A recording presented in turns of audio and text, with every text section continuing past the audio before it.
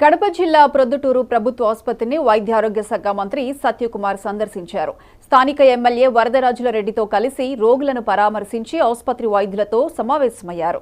ఆసుపత్రిలోని మౌలిక సదుపాయాలపై మంత్రి సమీక్ష నిర్వహించారు. రోగులకు సత్వర సేవలందించేందుకు వీలుగా అదనంగా స్టాఫ్ నర్సులను నియమించాల్సి ఉందని మంత్రి సత్యకుమార్ తెలిపారు. ప్రొద్దుటూరు ప్రజలకు చిరకాల వాంఛగా ఉన్న మెడికల్ కాలేజ్ను పులివెందులకు తరలించడం మాజీ సీఎం జగన్మోహన్ రెడ్డి చేసిన అనాలోచిత చర్యగా మంత్రి సత్యకుమార్ పేర్కొన్నారు.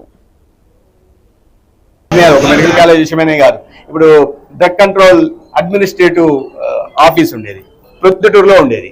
జిల్లా వేడైన తర్వాత రాయచోటికి వెళ్ళిపోయింది, అది పులివెందులు తీసేయాలి. ఇప్పుడు ప్రొద్దుటూరులో 450 మెడికల్ షాపులు కానీ 150 హోల్సేల్ షాపులు కానీ ఉన్నాయి. పులివెందులో 100 మాత్రం ఉన్నాయి. అంటే ఔచిత్యం ఏంటి?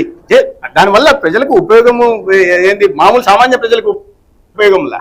కాబట్టి దాన్ని ఎందుకు తీసుకెళ్లాల్సి వచ్చిందో పులివెందులకి అర్థం కాని విషయం. అంటే అనాలోచిత చర్యలు తీసుకున్నారని చెప్పడానికి ఇది ఒక ఉదాహరణ.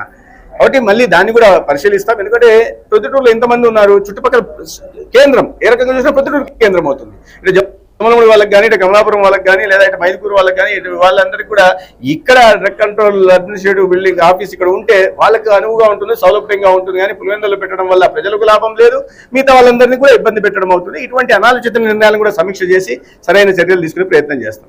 అనాలోచిత నిర్ణయాలు ఒక మెడికల్ కాలేజ్ విషయమనే కాదు, ఇప్పుడు డ్రగ్ కంట్రోల్ అడ్మినిస్ట్రేటివ్ ఆఫీస్ ఉండేది ప్రొద్దుటూరులో ఉండేది.